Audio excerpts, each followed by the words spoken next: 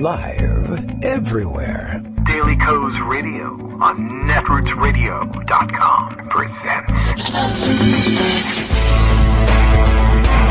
David Walton. Kagro in the Morning Show.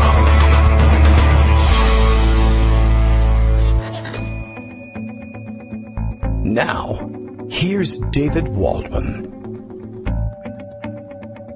Hey, good morning, everybody. How you doing? It is Wednesday, February 1st. We made it to February. That's something. We can hold on to that. Happy February, I guess.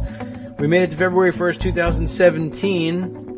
And, I don't know. What do we want to catch up on? Oh, I don't know. Perhaps the game show last night. I didn't get to see... I never did get back to see the video of how Trump pulled off the announcement. All I saw was that earlier in the day that they had announced that he was somehow attempting to make his pick television game show style, and that he had at some point during the day summoned all of what he called the contestants for the Supreme Court seat to Washington. And I don't know whether he was planning on bringing them out in sashes with their state names on them or what, or their circuits, depending on how you wanted to describe them. And then maybe, I don't know, award one a rose and a gavel. Who knows? I'm not, but how did it come out? Someone will have to tell me. Maybe Greg can tell me. It is Wednesday. We'll have him with us today. We may be minus Joan McCarter. I know everybody looks forward to having Joan on Wednesdays. But there are going to be yet more hearings on yet more nominees, actually the same old nominees, for the Trump cabinet going on, and starting on the early side, and she's got to keep an eye on how they go. Speaking of which, we'll bring you up to date on the latest activity on the part of the Senate Democrats. I guess if you're watching, as I am, what they've been doing to try to draw out the process and eat up that floor time. We might as well just be honest about it. And I don't see any reason not to.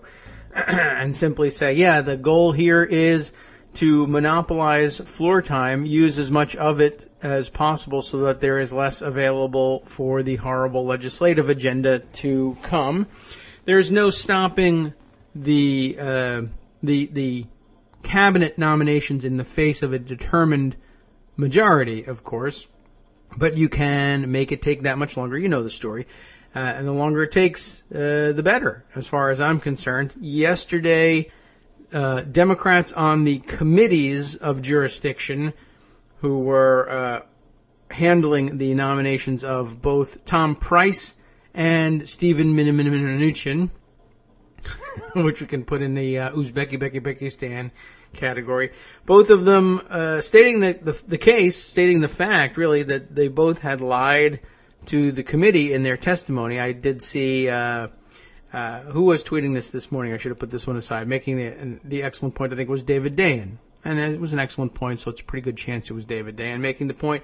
Once again, the newspapers sort of playing their game, the way they have to phrase things. And it wasn't illegitimate for them to phrase it this way. It was just less than forthright, and David took care of the forthrightness part, noting that the headlines were that Democrats delayed the nominations in the committees, saying that Price and Mnuchin had lied to them in their testimony. And David reminding us, well, they not only did they say that they lied, they did lie. They caught him in the lie. The lie was right there for everybody to see. We don't need to rely on who says what about it. We all saw it. Tom Price, of course, among other things, failed to disclose some pertinent facts about the nature of the stock purchases he was allowed to make on a preferential basis.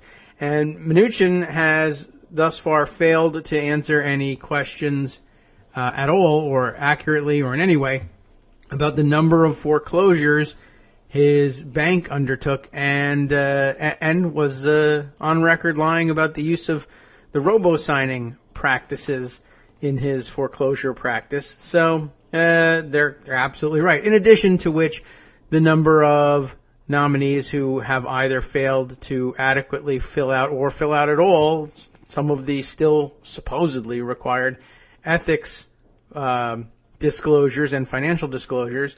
And I don't see how you let that go if you've got the opportunity to do something about it. In the committees, the Senate Democrats took advantage of the rules, which differ slightly from committee to committee. Not all committees have the exact same rules about conducting business, but these two committees do. I know the Judiciary Committee famously does as well. There have to be members of the minority present in order to transact actual business, including holding a vote. It's not a huge impediment, again, to a determined majority.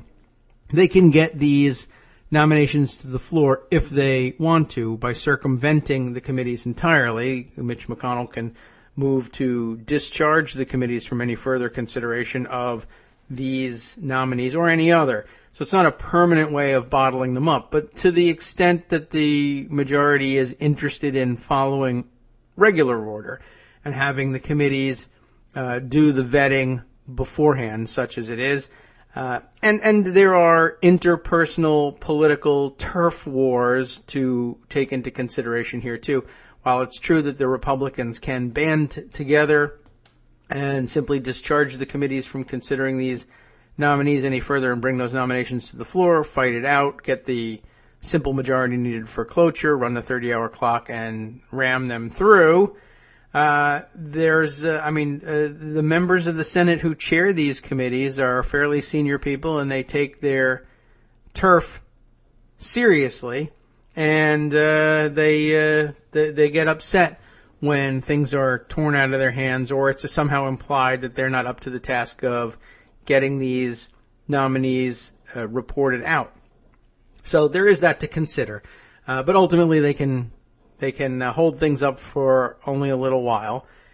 So I didn't watch it all that closely, what they were doing, but it's to be commended. All they did was, if the rules say you got to have at least one member of the minority there in order to hold a vote, well then none of the members of the minority will go.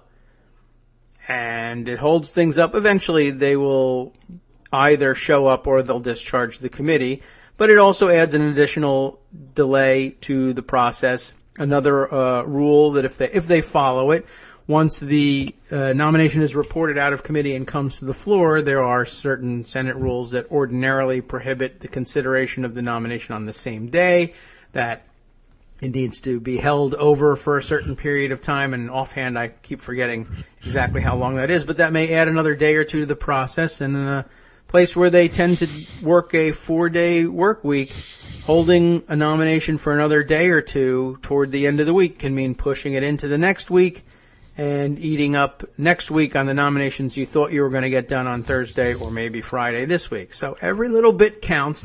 Well done to the committee Democrats on that score. And now, to try and catch up on the rest of the news, like that Supreme Court thing, we've got Greg Dworkin with us. Good morning, Greg. Hey, good morning, David. So I got a follow-up question about that in terms of slowing things down. And this is one of the things I never sort of completely understood.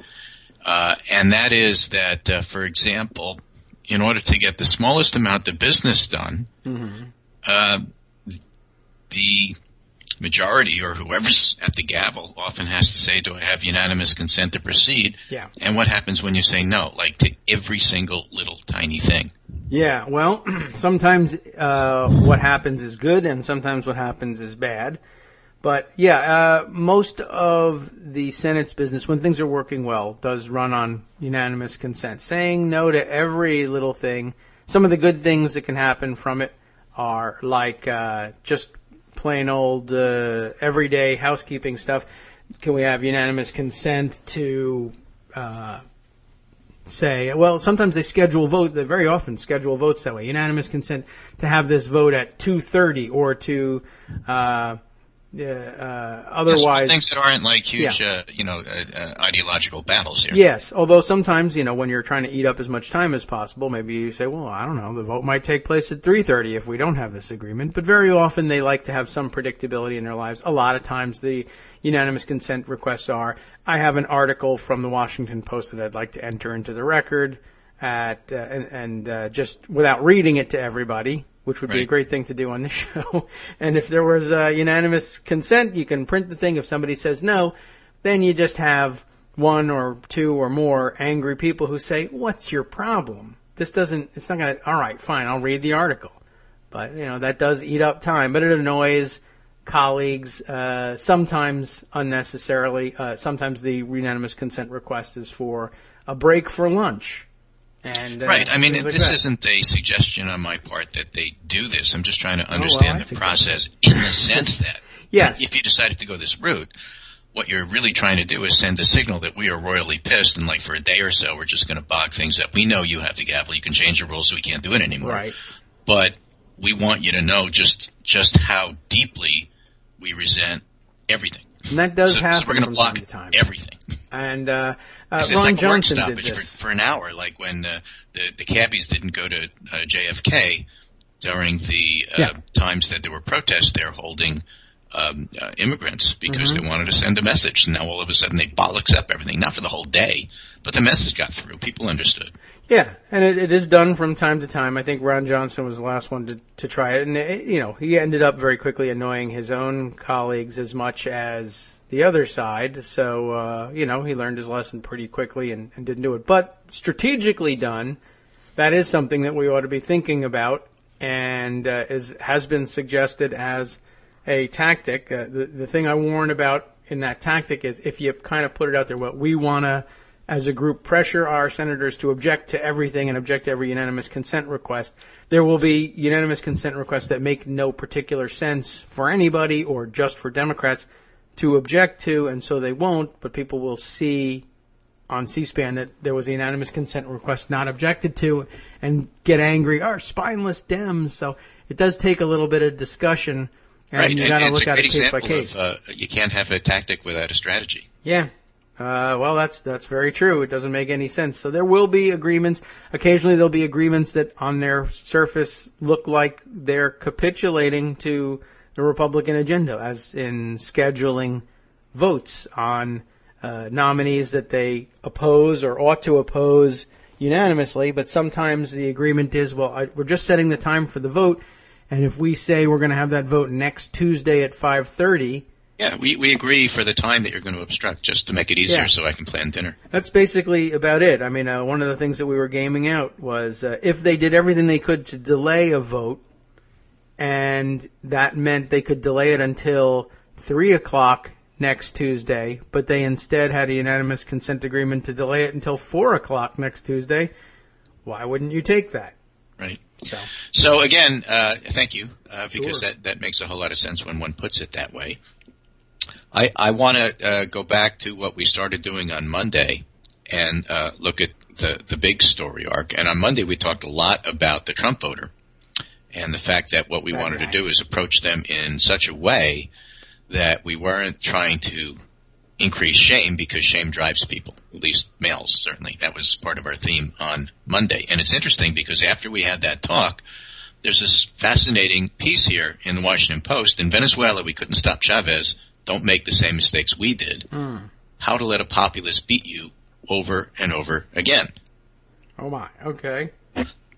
It's by Andres Miguel Arandon, economist living in Madrid. He's a Venezuelan citizen who was born and raised there, and he talks about some of the points here. Number one, don't forget who the enemy is. Populism can survive only amid polarization. It works through the unending vilification of a cartoonish enemy. Never forget you personally, David, you are the enemy. Oh. Trump needs you to be the enemy. He needed Clinton in the primary and the general election, for example. Yes. He needed Marco Rubio and Jeb Bush in the primary. Just like all religions need a demon, a scapegoat, but facts, you'll say, which is missing the point entirely. And what makes you the enemy? It's very simple. If you're not a victim, you're a culprit. Practice being a victim. It's good for you. All right. All right? Number two, and here's where this comes in for our discussion, show no contempt. Don't feed polarization, disarm it. This means leaving the theater of injured decency behind. And basically says, I hear so many variations on these comments growing up that my political awakening was set off by the tectonic realization that Chavez, however evil, was not stupid. Oh. Neither is Trump. Well, Getting to the highest office in the world requires not only sheer force of will, but also great calculated rhetorical precision. the kind only a few political geniuses are born with, and one he flamboyantly brandishes. He is good on the PR, and he's good on the stump. He reaches his people. We talked about why. It's because he goes step 1 to 10 and leaves out 2 through 9, and they hear it because that's what they're looking for. Oh. So the worst you can do is bundle moderates and extremists together and think that America is divided between racists and liberals. That's a textbook definition of polarization. We thought our country was split between treacherous oligarchs and Chavez's uneducated gullible base. The only one who benefited was Chavez. What's the analogy here? For us, we can argue about it, but I say if you have conservatives and never-Trumpers who are unhappy with things, don't lump them in and say they're all the same. You may make the point that, the David Brooks of the world, they enabled all of this because of what they did 10 years ago. And I say to you, get over it for right now. Okay. You write a column, as he did the other day, keep notes, that says that Republicans made a Faustian bargain in order to get what they want out of Trump. Then accept it, embrace it, agree with it, and recruit those people. You may be right that, what he did 5 years ago and 8 years ago made all this happen. That's not the point for right now. Yeah. Well, that's politics. You were right. You're not right now. Yes. You were right once upon a time to say those things. Don't say it tomorrow. Okay. All right. All right. Another one. Don't try to force him out. That just say, okay, you're trying to delegitimize him and kick him out. We won the election. You won't accept the election. There's something to the effect of not accepting him as the moral leader of the country, but that's not the same thing as challenging the election. And we don't do that. You haven't done. We didn't do that in 2004. We had a whole big fight about that, and we came down on the side of, look, the election wasn't stolen. Trump didn't steal the election. Trump won the election. We think we know the reasons why. They may not have been fair, but nobody is saying he didn't win. We're saying he won, and we still don't respect him. That's a different animal altogether. All right, so long as we can say we don't respect him. At least that. I mean, he may not be my president, but I get that he won the most electoral votes, and that's what counts. I get that he didn't win the popular vote. He doesn't like it. I don't mind reminding him. But to say and remind people that Clinton got more votes isn't to say, therefore, Clinton is president. That's not what we're saying. If it is, it isn't working. That's for sure. So don't do that. And then there's one more thing here that I think that I wanted to highlight as well. Let me see if I can pull that up. Very important. Here it is. Show no contempt. Don't feed polarization. Disarm it. Shaming has never been an effective method of persuasion. I read that and said, bingo, that's exactly what we were talking about on Monday. I see. I mean, it's not much of a persuasive tool. Right. I like it. You can dissuade, but you cannot persuade. So you can use shame to say don't go there. But if you're trying to recruit people to join you, it's not going to work. It never works. The plurables didn't work. Yeah. Well. Oh, well. Oh, that's right. They are deplorable, though. Well, try something else, Yeah. Do it a different way. The other side of the coin, this is by Jacob Levy, and it is a free society, is an open society, and makes the point that part of the problem with what Trump is doing here is a zeal to harden borders doesn't just keep others out, or at least that's the intent. It keeps us in. And that's terrible. Because the only way to have a free and open society is to be able to leave. Okay, well, it's a key point. And so that also means ideas and such. If you want ideas from Europe, you got to go over to Europe and, check them out and then come back. And walls work both directions, they say. They keep people in, they keep people out. The administration's decision to suspend re-entry for lawful residents who are abroad at the time of the order tells non-citizens in the U.S. that they travel outside the U.S. at risk of not being allowed to return. So they don't leave. Right. Yes, problematic, to be sure. So the barriers to letting people in act as a cage. Yeah. To keep people in. And caged people are not free. That is true. So it is another erosion, if you will, on the whole concept of a free and open society, and another reason why it needs to be fought. So I just put all of that together because that's the overarching, reasons for why one does what one does. So then we move to the pundit roundup that I had this morning. Again, a focus on the second point, which was Steve Bannon.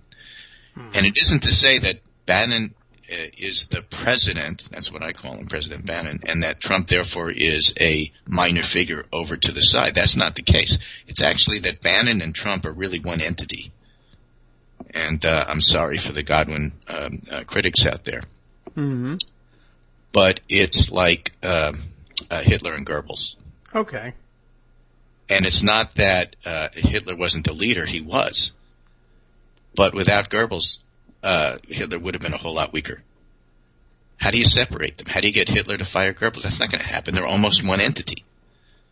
Yeah. One of them has the rhetorical skills. The other one has the planning skills. And together, they're very dangerous. That's the way I look at Bannon and Trump. Mm-hmm. So the idea that, you got to talk to him to just get Bannon fired, that's not going to happen. It's like they're one person. They are joined at the hip. Wedded by Jeff Sessions, who's another part of the triumvirate there. Yeah, I don't think I hold out any hope of talking Trump into firing Bannon. I mean, I guess if it happens, terrific, but yeah, that's not going to happen. We agree. But what about trying to lower his profile? What about trying to get him off the National Security Council, this, that, and everything else? I'm just pointing out why that's going to be so difficult. Yeah. Because basically Trump is having his mini-Trump in as many places as possible because actually Bannon has a better understanding of these things than Trump does. Or at least interest. I don't think Trump can follow a subject for more than like 15 seconds. Right. And so he's got to have his alter ego there. And I don't think he can have Jared Kushner everywhere. So this is another way to do it. Yeah. Which suits Bannon quite well. He likes having consolidation of power. However, one of the things that's happened over the last few days is that Bannon's centrality to the Trump government is actually kind of semi-exposed.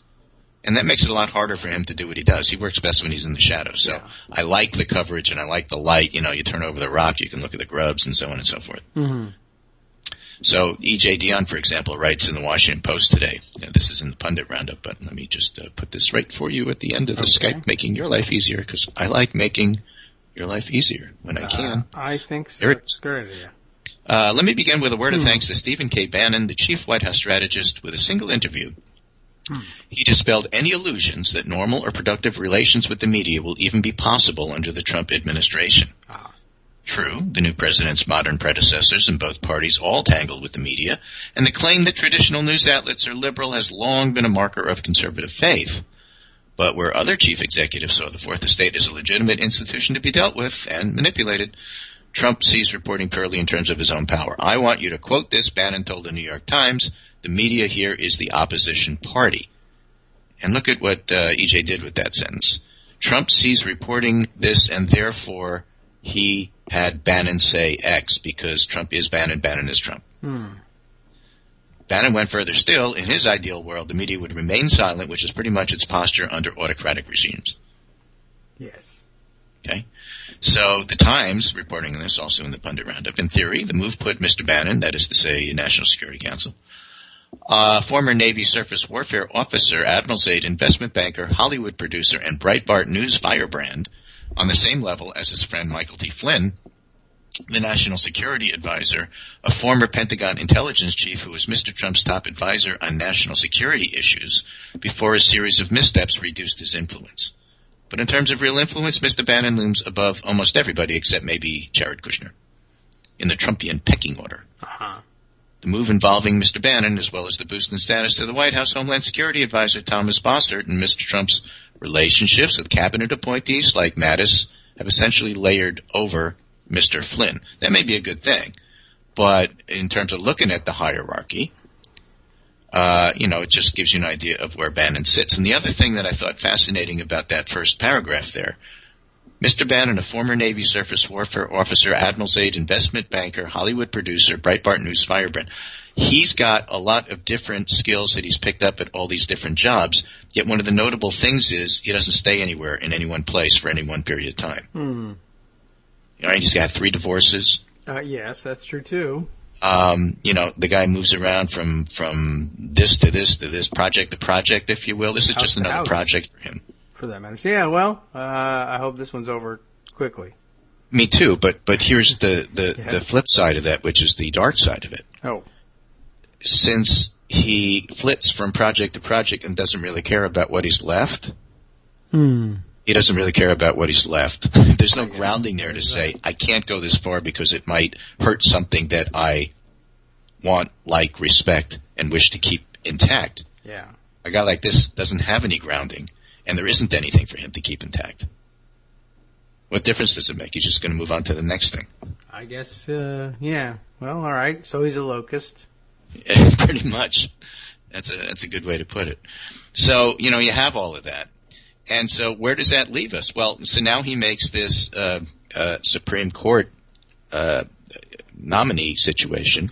And you know more about it than I do. And, Armando certainly I know is going to have his own views. He's a conservative guy, but not an unqualified guy. He's not a DeVos in that sense. And so what do you do with him? So now come the different opinions. And I think that lends itself to our third topic of the week, which maybe we'll start today and finish tomorrow. And that is, what do we do about the resistance? Where do you fight and where do you draw the line? And I think that lends itself to a very good discussion about, what should Democrats do here, which is a very concrete way of looking at that abstract, kind of situation. So I'm going to give you first what I thought was a very reasoned look at this from Rick Hasen. Hasen? No one knows. Election Law Blog? Even he doesn't know. Yeah, he's a smart guy, though. Will Senate Democrats filibuster Judge Neil Gorsuch for the Supreme Court, and should they? And he goes through some of the situations here. Everybody steamed at McConnell. The fact that he didn't get a hearing to Merrick Garland, certainly a rallying point is they're stealing the seat from Garland, and this is true. So there are three reasons why Democrats might not only oppose Gorsuch, but even filibuster him. First, pretty clear that both Democrats and Republicans increasingly recognize that on the key legal and political issues that matter to most Americans, Democratic appointed justices and Republican appointed justices have different views and vote differently. This is not because the justices are party hacks. They're chosen by partisans for their sincerely held jurisprudential reviews, which produce certain political results. So one reason for Democrats to filibuster it is to send the message that Gorsuch's ideology is too far right for Democrats to tolerate. And Schumer is already signaling a filibuster by saying 60 votes should be required. So that part's good. Yeah. The second reason for Democrats to potentially filibuster Gorsuch is payback for the obstructionism of McConnell. So it's a way of signaling disgust at Garland's treatment and making McConnell have to change the rules of the Senate at a time a whole bunch of people are paying attention, allowing Democrats to claim that McConnell is changing the rules midstream for political reasons. Yes. This fits right into our discussion that we just had about that you explained about how the blocking everything works. Mm-hmm. It's a tactic. It's not a strategy, but it does highlight it at a time everybody's watching. Therefore, it may have merit as a strategy. Yes. Even if it's going to fail because they're going to change the rules. Right. And Hasen says, if this happens, expect both sides to scream that the other side is hypocritical and claim the high road. Yes. Fine. That's how politics works. Sure. Okay. The third reason for Democrats to filibuster is to please the Democratic base. The new slogan of the left in the Trump era is resist, and Democrats who just roll over from McConnell appear to be capitulating, looking and acting weak. This is a pivotal moment for Democrats, and if they don't put up a fight here, they're going to have to fight elsewhere, or they will have a Tea Party rebellion on the left from Democrats. Yes. Right? So I think those are good reasons, and then he says, but will they actually do it? My prediction is they won't. Democrats seem to have a harder time with obstructionism than Republicans. And when you have prominent Democratic lawyers like Neil Katyal voicing support for Gorsuch, enough Democrats won't have the stomach to filibuster, especially knowing it'll end with Gorsuch on the court anyway. I mean, in that sense, they're sort of process people. Yeah. Process people looking a little bit, at the process and saying, how is this going to work? And let's just game this out. And I might step back and say the key for us in deciding what to do is to try to avoid the trap of what's it mean short term, and we have to look at it in terms of what's it mean long term. So some people will say, well, if he's going to be nominated anyway because we can't do anything about it because they'll change the rules if they don't like what we're doing, then what's the point? Well, there is a point. It's making a stand for the voters to understand where you're at, and it's also making the point that you get a lot more spotlight on it if you happen to do it right now and not later because there isn't anything as big as a spotlight coming up in the near future. Right. Cabinet positions don't do it. This is much bigger. And then he says further, some Democrats may be hoping that by not filibustering, they can keep channels open with those Senate Republicans who are willing to deal on other issues. I think that's a complete waste of time. Yes.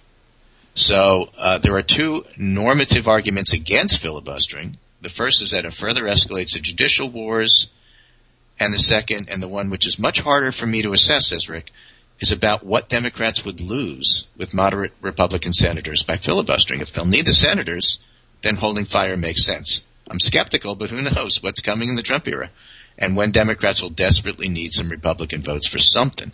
Tough choice in tough times. He's a very reasoned guy, and he doesn't say do it or don't do it exactly. He's saying it's really difficult decision, and you know what? It is a really difficult decision.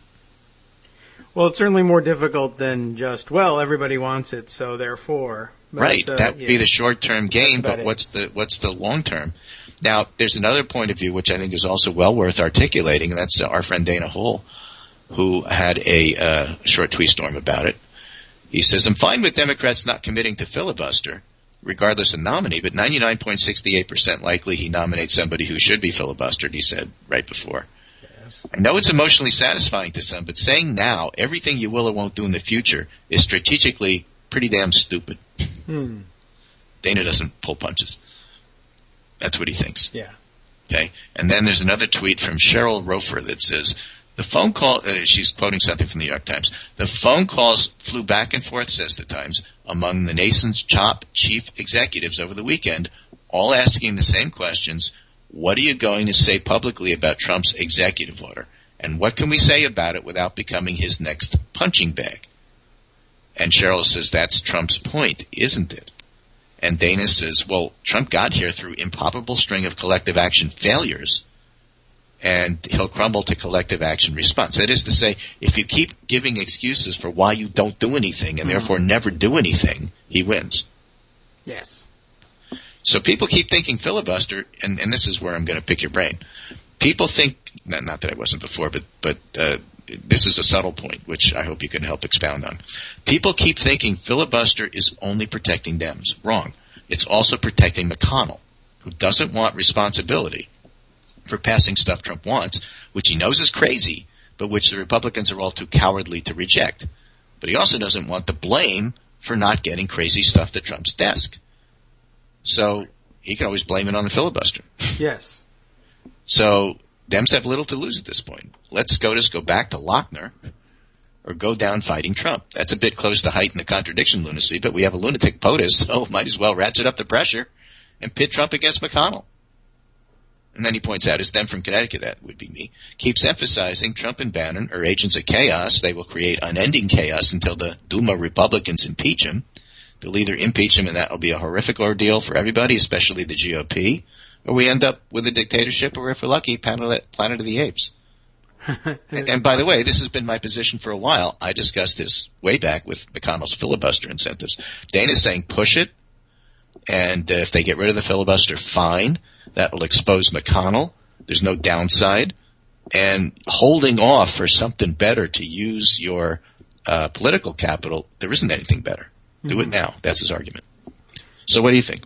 Well, I'm in agreement there. I mean, I don't see any particular value to not filibustering now in the hopes that it will stick around for the next fight. I mean, it's an interesting proposition. Great to have brought up in a debate so that you can cover all the bases. Oh, well, if we replace a conservative with another conservative, we manage to survive the previous court composition. I don't know if that's really the case. I mean, they didn't They didn't dismantle the entire country, obviously, but it was a pretty predictably political place, and we knew that things would go the wrong way very frequently, and they did.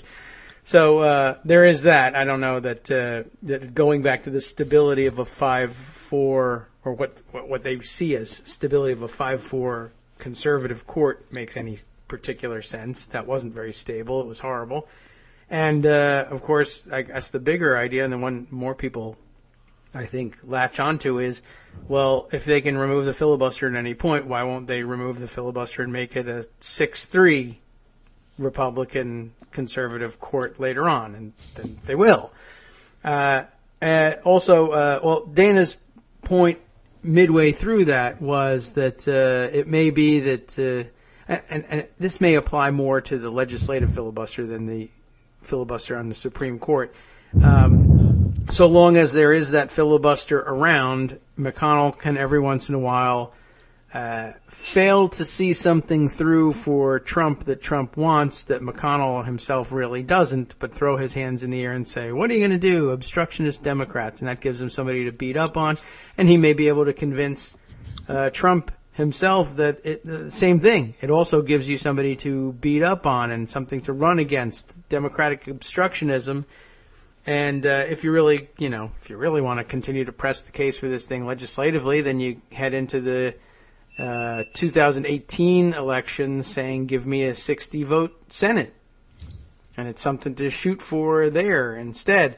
There's real strategic value to Republicans for having the filibuster around to blame for things, and that's pretty sizable for someone like McConnell who's walking a tightrope. So right. That is possible. Karen D. on Twitter asked a really great question. Why don't them electeds get the basis message? Why don't they understand the effectiveness of GOP obstruction? And it's a good question, and let me answer this in just give an example. Take Claire McCaskill, who I think is one of the hesitant ones. Okay. She's from Missouri. So what happened in Missouri? In Missouri, in the presidential election, Donald Trump got 56% of the vote and Hillary Clinton got 37.9% of the vote. So when she's up for re-election herself in Missouri, why isn't she completely, totally with the Dems? Maybe she will be in the end after convincing. But just that stat alone should give you an idea of why she might give pause, or a Heidi Heitkamp, or a John Tester, or anybody else who was a blue senator in a red state. So it's just, again, a little bit more difficult to just do this because it does take a certain amount of political courage, and the first job of every political person who's elected is to get reelected. Yeah.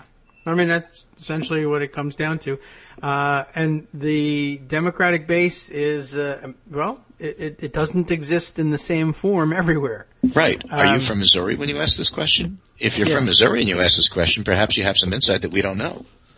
Yeah. But if you're not, maybe they have a better idea what's going on in their state. I'm not disparaging the comment. I'm just trying to put it in perspective. It's a good comment, and everybody wonders about those things, but you wonder about it differently depending on where you are. We just saw illustrated. Where you stand depends upon where you sit. Absolutely. Always been true.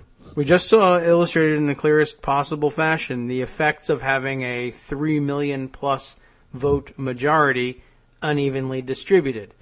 And so, I mean, I will put it to, if we reverse the question and we put it to you from the perspective of someone like Joe Manchin, who's, most like, I guess he's our most likely defector, but you name some others who might otherwise be, I mean, it's difficult to even think of Joe Manchin as cooperating with Democratic caucus strategy ever. I mean, he's in a uniquely terrible position, but he's also actually kind of uniquely terrible in his own right. But these guys are basically, they could reverse the question on you. And they could say, supposing I hang with you, and election day comes around and I get crushed because I live in a red state and represent a red state, and Trump is uniquely able to rally that red state against me. I now ask you, well, it's not that I didn't get the base's message, but where the hell was the base? Because I'm out. I'm gone. This is the end of my career. You've got another red senator here. Now they're that much closer to 60. Where was that base? You promised me I had to listen to the base. The base got all excited, and they protested, and they marched around over there and over there and over there. Yeah, in Illinois and California, but I didn't really see them in, West Virginia. Right, and what am I going to do about it? And sometimes, on the other hand, occasionally with people, when we're talking about people like sometimes Manchin or previously Lieberman, occasionally you will come to the realization that, okay, well, it was really not worth having you around after all, because, you keep saying, well, you want to have Dems in these seats because when the really tough questions come, you want to prevent them from having 60, or you want to keep the majority, or whatever the threshold is you're worried about. But if you never show, well, then you were never really worth keeping around. But McCaskill will show from time to time. Tester will show from time to time. Even Manchin says he's opposed to the executive orders, which was a big deal for him, given what you just said. I guess so. That's true. Although right now, at this point, we don't have any voting to do on those executive orders. But at some point, we might. True, but he's on the record. It's in the paper. It could be used against him to run. You don't have to do that just on votes. Yeah. So, I hate having to fall back on that, but that's that's the answer of it. It's terrible to have to contemplate from every time this comes up and to hear this excuse over and over again. But I think that puts it pretty squarely. If they lose, if they do what the base wants, but there's no base there to keep them in office, then it's not, and that's a great example of what I was trying to say. It's one thing to think about short-term gain, but you got to think about long-term pain. And doing something that gets Manchin thrown out is exactly a great example of that. So what do you do? Well, again, this is starting to veer into the whole idea of what should the resistance be. And, I think it's important just as an exercise to keep in mind the difference between the activists and the advocates. And we'll talk more about that tomorrow because my time is coming to an end. But advocates really feel strongly about a certain thing are not necessarily going to be out there in front, making noise and organizing protests and so on and so forth. The activists will. You need both. And the advocates may step back and say, for an advocacy position, we think the best thing to do is leave Manchin alone because long-term we need him down the road. And the activists may say, but you need him now because now is when the Supreme Court vote is up. Mm-hmm. And those are both reasonable positions, and the two sides really need to have to learn to get along with each other and accept the other's judgment in any given case, like a Manchin or like a McCaskill, and not think that's the end of the world. Now we have to primary them. Mm-hmm. Well, that'll be a continuing discussion, and it will. I'm just laying down my marker in terms of how to think about it. There will be times when the discussion has to be, and it ends up being, primary Lieberman. You could replace him with a Chris Murphy. That's fine. Well, that's certainly. But Manchin is a different story. Yeah. And there may very well be. If you've got the argument to make, and there are people on the ground in those states who say, well, I think we could win with the right candidate, and I know who that might be, and a populist Democrat might carry the day. Okay, well, maybe. We'll bring them forward and start thinking about it. But at the moment, it's a little bit abstract to just say, well, the base, which lives elsewhere, wants this. Yeah, they genuinely do know that in most cases. It's just, how's the base doing in France? They won't be providing any votes, but lots of protests around the world. That's great. That's nice. I take the support, but I can't count on any of those people. Right. But, now, we're not totally out of the mainstream here. I'll throw in this latest Washington Post poll that came out this morning. 60% of Americans support the women's marches. 59% of Republicans oppose them. So, as to your point, that's great. Just remember where the Republicans live. And so, with that, I'll sign off for today, but more tomorrow. This is Greg Dworkin speaking with my friend David Waldman, Kagro in the morning, trying to keep it real. But I think that the main thing here is try to avoid shaming those you want to recruit, and think about the fact that your goal is going to be not short-term, but rather long-term gain. Bannon is playing the long game, and we should too. All right. Trump is playing the short game because doesn't have a long attention span. Yeah, right. He might not even know what game he's in anymore. Exactly. Sign this. Take care, and I'll talk to you tomorrow. Okay. Thanks very much, Greg. Catch up with you tomorrow. And, Yes, so that doesn't make anybody feel any better, I am sure. Whether you're sitting in one of their one of the states of the conservative Democrats or you are elsewhere, and it shouldn't. And it's not your job to feel better, and I guess really not really my job to make you feel any better. We can explain the things. That doesn't mean you're going to suddenly be happy about it because the explanation makes sense. And it makes sense for you as an activist and others similarly situated, whether inside the state or outside the state, to be unhappy about it and to put pressure on people who sometimes just won't seem to respond to it, because that it's well worth reminding them that they are an integral part of and among the number that we count on inside the Senate Democratic Caucus or wherever they may hold their office, and that for each time that they abandon the political considerations of the party as a whole in favor of their own electoral position at home, that counts. That counts against them with the base. That counts against them with senators who live with a large majority of the base and who have to hear it all the time, and will occasionally hear from their constituents, why don't you kick such and such out of the party or whatever it is. And there's plenty of mechanics that make that next to impossible all by itself. But, it's not, I don't know. It's not satisfying to hear that that's the answer. But then again, the answer is not meant to satisfy you. It's meant to inform you. This is what's happening. And this is the calculus that these guys make. And here it is, and here's the reason it happens, and now you understand it. And I guess to the extent possible, if you can find a leverage point that would change their mind, that would say you'll actually do better in your reelection in your state if you do this or that, or either meet us in the middle or come to our side on this one, even though it seems like it would make you unpopular among conservatives in your state. If you can make that case, fine, great, but you'll have to make that case with them. They may not listen to you, but that's where you can find them to meet in the middle. Certainly telling them that, your particular liberal enclave outside of their state really wants this done isn't going to do the trick.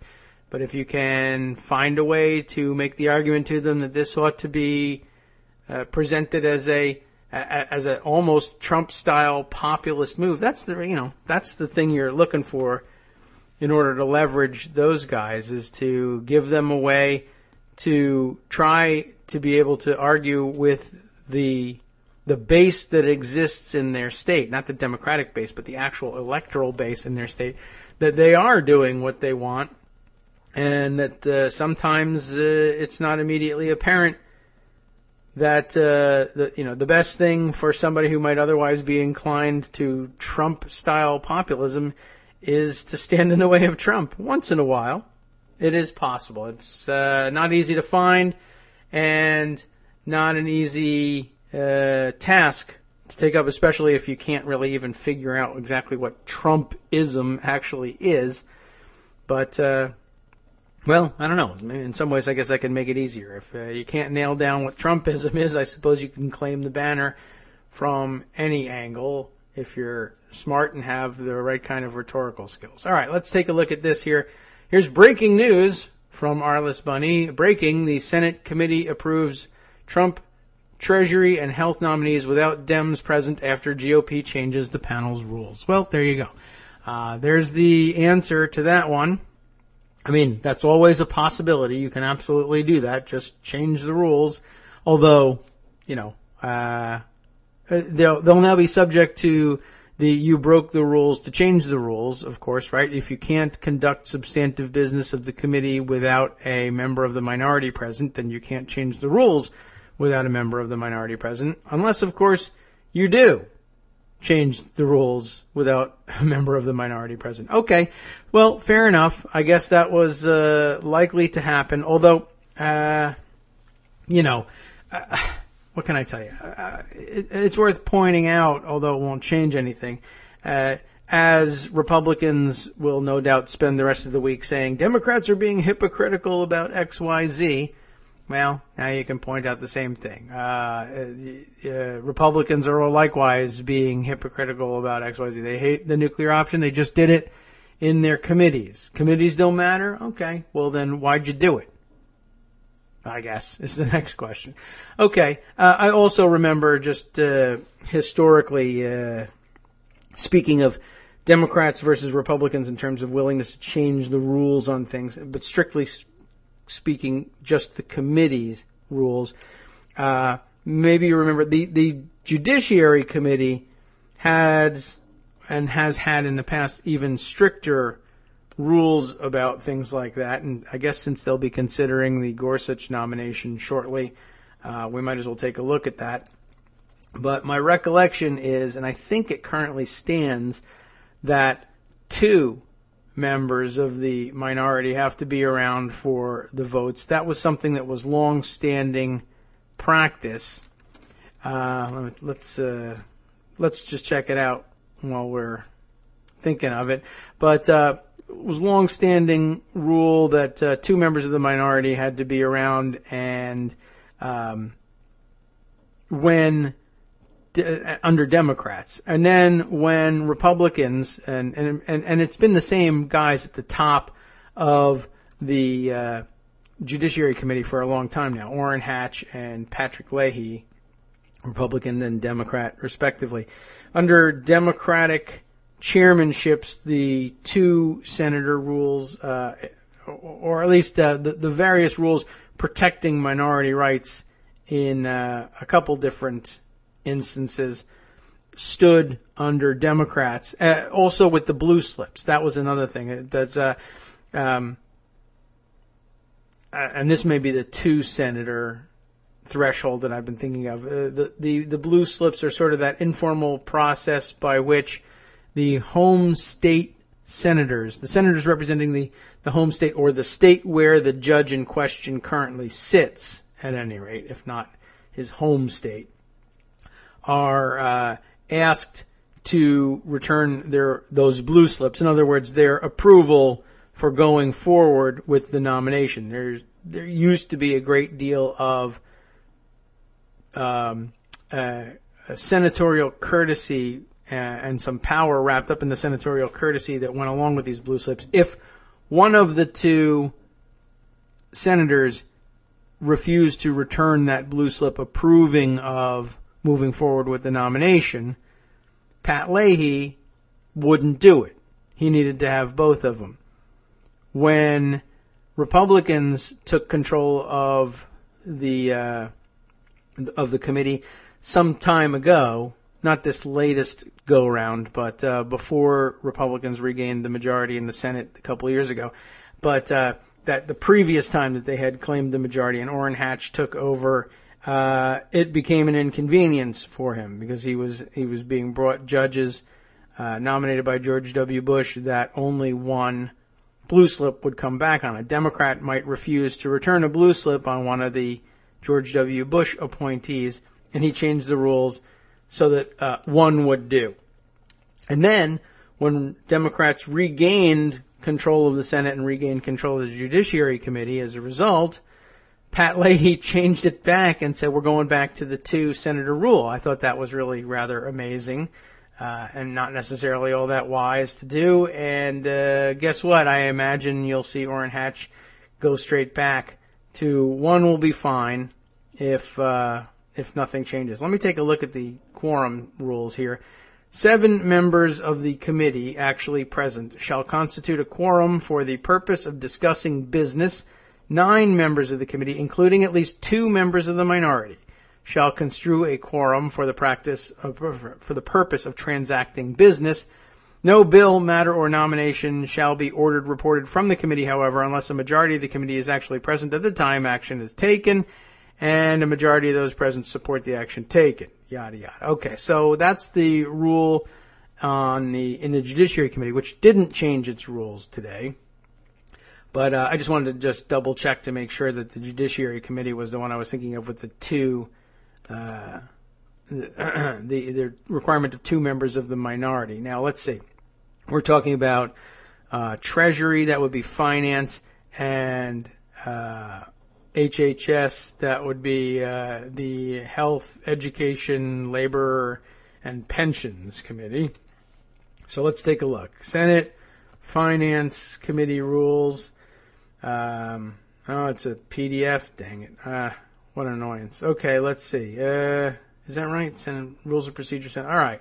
We'll take a look. Is there no just regular straight up online, what do they call it? HTML version of this, honestly?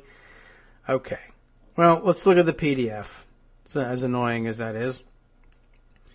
Let's see. And we'll wait for Adobe to open up. Here we are. Rules of Procedure, 113th Congress Committee on Finances. It's a little bit out of date, but they're probably the same. This would have been Democratic rules, 113th Congress. But look at this. What an annoying PDF this is. All right, let's see. Where are they? Quorums. Page 2. But you know how these PDFs go. Okay, is this page 2? All right, quorums. Except as provided in subsection B, 1/3 of the membership of the committee, including not less than 1 member of the majority party and 1 member of the minority party, shall constitute a quorum for the conduct of business. So the Judiciary Committee seems to stand apart from the Finance Committee on that question. And so not that difficult. They could knock it down a notch, each of them, right? The Judiciary will say, well, we'll just go to 1 senator from the minority necessary, and Finance will go to 0 from 1. Let's see. The other one was Health, Education. Do I really need to put the whole thing in there? Labor and Pensions. Oh, why not? Let's do that. Here we are. Anything on the rules? Can I click directly into rules from any of these places? No, this is going to send me to the main page. Anyway, well, we can try and do that and just see if we can't find it. That's Lamar Alexander at the helm of that committee. Who chairs the Finance Committee on for the Republicans? I don't even know offhand, but that'll give you some sense of who's doing what. And where will I find the rules here? In the About section? Oh, goodness. We've got a spinning pinwheel here. Anyway, maybe we'll move on and address some other things. But you get the idea. These are they're easy enough to change. You get together a majority. You've automatically put yourself in the majority. Of course, having won the majority of the Senate, you will hold the majority on all of those, all of the committees. And in some cases with a cushion of 1, 2, or more senators in case of absences or defections. So at any time you can pretty much change the rules. But of course, like we said, you will have broken the rules to change the rules. Unless, of course, I guess the next question is, by any chance, did Democrats attend the Finance and Help Committee meetings at which the rules were changed? And if so, why did they do that? I'm not certain whether they did or didn't. Maybe we can find that out. If any of you were watching, you can let us know. It's very difficult to get a hold in anything near real time of the records of how people voted and roll calls in the committees. Unless you're watching, it takes forever to get a hold of the record on that, which is really sad in today's information age. Anyway, let's see. Some other comments here. Michael Musson saying, obstruction is one possible action among many valid and not the best response to all situations. It worked for Republicans because Democrats led it. And that's largely true, too. It's certainly the case. I think you can, if you're going to make a blanket statement, a good blanket statement would be, it is never the case that a single tactic will work for all situations. How's that? That's all. I think we can get away with that one. Oh, look, let's see if we can get here's the about thing. Anything about rules? Does it even have the rules posted on their website? That's pretty annoying. If you think about it, that it's that difficult to get a hold of the rules of the committee as a member of the public. Well, that's a poorly built website, maybe intentionally. Let's see. Anything here? Got members lists, subcommittees, issues, accessibility. Shall we even bother searching the help committee website for their rules? I'll put it in there and see what it says. No, let's see. Only a bunch of press releases about who's been, which nominations have been sent to the floor. So, bad job on your transparency there, Senate Help Committee rules staff. Anyway, if you were wondering how that works, yeah, each committee actually also likewise has a parliamentarian. It might not be their only full-time job being the parliamentarian, but they have someone on staff who will tend to that. And I suppose so if the question were to arise, can we change the rules about the necessity of having a member of the minority here without having a member of the minority here? You can, if you want to play it by the book, your committee parliamentarian will say no, and then your committee chairman will say, well, I'll entertain a motion to appeal the ruling of the parliamentarian, or I guess more directly, the chair would then either say, well, I don't care what you say as the parliamentarian, I rule X, or they will say, my hands are tied. The parliamentarian tells me I can't do X, so the ruling is not X. And then one of the members of the committee will say, well, I appeal the ruling of the chair, and if the chair is willing to be embarrassed for the ends of changing the rules, he will go ahead and entertain that. Otherwise, he'll just rule contrary to the parliamentarian's advice, which is not nearly as big a deal, usually is made of it in the committees as would be on the floor. And then a member of the minority would say, I appeal the ruling of the chair, and then they could table the motion to appeal the ruling of the chair and never vote directly on it, but have the effect of placing this new ruling as precedent. So, well, there you go. A mini nuclear option on two of the committees today as a result. So do we take that as emboldening them in terms of exercising the nuclear option on the floor with respect to the Supreme Court nomination? Maybe, some of them. On the other hand, for some reason, they separate these things pretty distinctly in their minds and for whatever reason don't see it as nearly as serious, and that may have to do with the visibility of the move. That may just be they're dumb people and they don't understand the analogy. Could be a little bit of both. All right. Well, it's pretty much to be expected. They won't be stopped. I was surprised that they decided to go with the changing of the rules as opposed to just discharging the committees. But either way, it certainly can be made into bad optics and should be made into bad optics if there are any more optics reporters out there. Given that we're really talking about price hiding, like major stock transactions that should be illegal and that might in fact result in some of the trades might under other circumstances have resulted in all kinds of well, probably civil liability, but I guess some of them could rise to the level of criminal liability with the way he was doing his trades. Nothing like that in the offing for Mnuchin, but although I suppose perjury charges, but you'd need a majority on the committee to approve that kind of charge, and they're just not going to do that. So bad optics in terms of saying, yeah, these guys came to these committees and lied, and Democrats called them out on the lie, and Republicans changed the rules so that lies don't matter.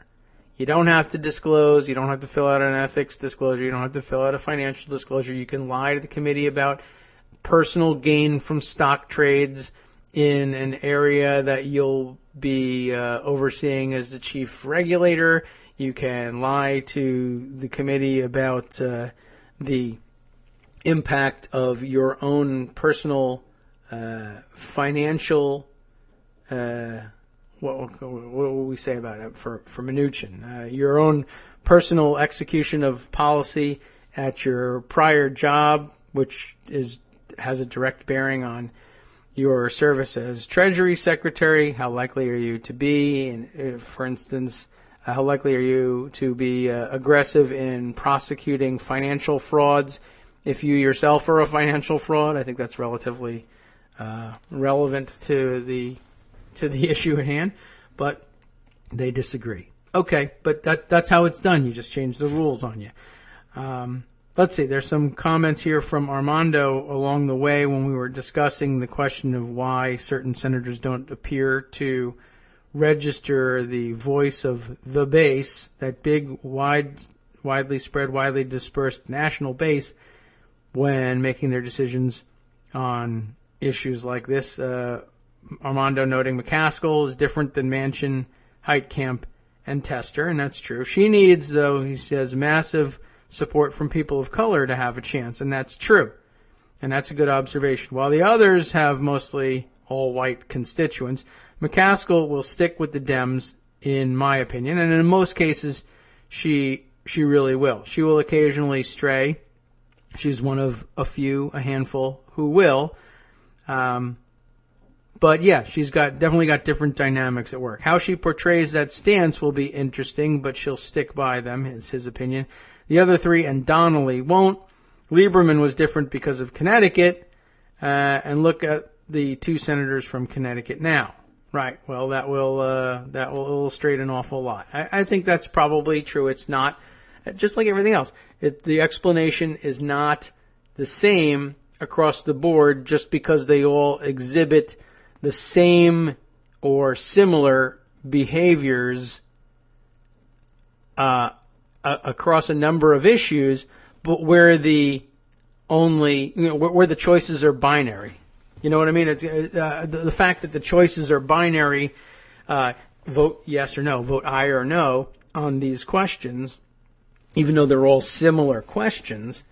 One, of course, they involve different nominees. Two, most of them are inevitable, and so you wonder how much ought to be risked on a futile fight. And three, yeah, they'll have different reasons for voting aye or no, but only the option of voting aye or no, and they'll have to figure out which of the binary options fits their electorate best. And really the message of the base writ large won't matter a great deal to them because they know that base writ large won't and can't show up in their state on election day. So there is still that hanging out there. All right. Well, at any rate, Armando, I don't know if you got a chance to see the actual selection game show type ceremony that was being described last night for the selection of Neil Gorsuch. But if you did and you have a comment on that, you'd be most welcome to make it. I don't think it's strictly speaking, not the most important point we could be making right now. But there are a few others, and maybe we'll get to it just by way of background on Gorsuch. And again, I guess I won't spend time giving you the background on Gorsuch himself. He's extraordinarily conservative. You would have seen that already. You would have seen him compared to Scalia. Maybe even you saw the graphic where somebody put the Supreme Court justices plus Scalia and Gorsuch on a spectrum and tried to place him in terms of his conservatism. I did see such a thing. I don't know if I can speak to the accuracy of it, but they actually placed him to the right of Scalia, though a little bit to the, I guess, in between. And they actually had a pretty wide gulf between Scalia, who they had as the prior court's second most conservative member, its most conservative member by their reckoning being Clarence Thomas, and they placed Gorsuch about, roughly halfway between Scalia and Thomas, which I don't know whether that gives you an accurate idea of anything in particular. And another good point I saw made elsewhere was it does make a difference. Yes, he's more conservative, but it does make a difference that Gorsuch isn't ordinarily or known to be given to the same sorts of sometimes factless or just plain absolutely fake news style rants that Scalia, particularly towards the end, really made a big part of his rulings, whether with the majority or in dissent. And that's a good thing. I mean, I guess if you want to take a silver lining out of this, if you're assuming that Gorsuch in fact ends up on the court, I guess so long as conservative is one thing, conservative and crazy is something entirely different. Now, you might consider his policy positions, or what appear to be his policy positions, to be crazy in themselves, and I won't argue with you about that. I'm just saying, in terms of like structuring rulings around imaginary broccoli mandates, is a welcome. I welcome the absence of that kind of nonsense from the Supreme Court's deliberations if it's gone for good. I hope it is. I can't promise that it is. But there's more. Let's see, Armando was saying, no, I don't watch politics on TV, and I try not to do that too, as you know. But he does have thoughts as to why the filibuster is a no-brainer, if you want to hear it, and also how to play it. Sure, I love no-brainers. We can certainly do that. But, I guess we should, heading into it, not get too bogged down in it, because there's other information that we should share about Gorsuch and a couple of other topics. Gorsuch, I think, it'll dominate the news for a while. It'll take a little while to get done. I don't think they're going to get it done with great speed unless they just come right out and bust up the filibuster right away and nuke it. But here's what struck me last night. I was walking around. I didn't get to see the selection, but I did get to see the rumors a little bit before 8 o'clock that it was going to be Gorsuch. And I think you mentioned it yesterday, in fact, Armando, that was one of the likely nominees. And I was walking around all day saying, why does that ring such a bell, Gorsuch? I don't recognize the name Neil Gorsuch. What's going on here? And it struck me when people finally pointed it out. I was like, when I say it struck me, I mean I struck myself in the forehead and said, oh, Gorsuch, that Gorsuch. Oh, my God. Yeah, he's not that Gorsuch. It's his mother who I remember. Anyway, Neil Gorsuch's mom is Ann Burford Gorsuch, who was the Reagan-era EPA administrator, who I guess was the first in what became a long string, only occasionally interrupted, of Republican EPA administrators who hated the EPA and wanted to take it apart. But she was the first. But I remember her from just connecting our overarching threads, both in the Kagro in the Morning radio show context and the greater, longer history of Daily Kos context. I remember Ann Burford Gorsuch not from personal experience. I was a little young to remember who was the EPA administrator back then. I certainly could have been aware, but I don't remember being aware. She was one of the case studies in contempt of Congress. She got herself in all kinds of trouble on behalf of the Reagan administration, refusing to release documents that were being subpoenaed by whatever the relevant committee name was then inside the Senate, and was refusing to provide them, and was offering up an executive privilege styled excuse. And the administration backed her in that for a long time. And it was probably the first post-Watergate episode in which the Congress's contempt powers were stymied, because when you hold someone in contempt of Congress, here's another thread that connects with yesterday. Who prosecutes a contempt of Congress charge? The answer is the U.S. Attorney for the District of Columbia, whose name we called out yesterday, or the position we called out yesterday. But of course they report to the Attorney General, and the Attorney General, in a sense, reports to the President, and the President was simply directing the Attorney General to direct the U.S. Attorney not to prosecute the contempt of Congress charge. And when we were having to contemplate the relative value and wisdom of reviving what I guess we can call the ancient power of inherent contempt, which the Congress hasn't exercised, at this point, in approaching 90 years, Ann Burford Gorsuch's case came up, because that's just the kind of place that you would have needed to use it. And then to find out that, it's her son who's going to be sitting on the Supreme Court deciding questions like, is there such a thing as inherent contempt anymore in the United States Congress? Because I guess as long as it remains in Republican hands, and there's no major revolt, Republican revolt against the Trump administration, it won't come up. But if somehow Democrats should seize the majority in one or both chambers, you might find that becoming an issue. It's almost certainly something that the Trump administration would resist and insist that Congress had no power to do without control of the Department of Justice. But there you go. That unites a couple of themes. Maybe that's another good reason to filibuster Gorsuch. Not really, I don't think. But let's find out what Armando's thinking on it is. Good morning, Armando. On Gorsuch? This is, you and I have been involved in very extensive ways in not just Supreme Court battles in the past, but discussions of the filibuster in the context of judicial appointments. I think you could take it back to probably 2005, right? Yeah, well, that was the original nuclear option styled fight. Yeah. Right. So, and lots of times, or most of the times on these fights, we would focus, and I think rightly, not on the nominee themselves as opposed to who was nominating and the context of that nomination. Yeah. That would be the norm. Yeah. But norms are gone. Right. That's one of the things that I think makes this a lot different.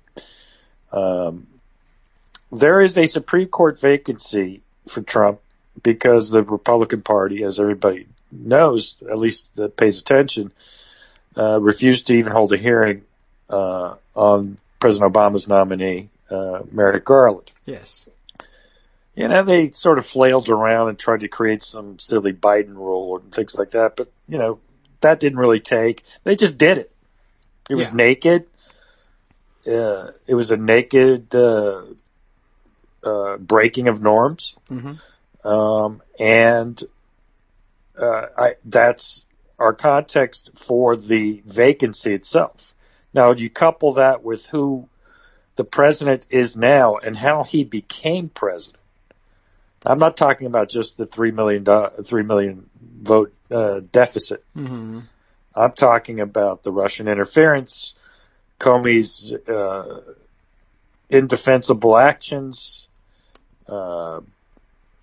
media, and then, of course, the transition period where Trump, frankly, you have to say his sanity is in question. I mean, I don't think it's unreasonable to say, well, is this guy all there? So we're talking about a president who became president through illegitimate means, a vacancy that exists because of illegitimate actions by the Republican Senate in 2016.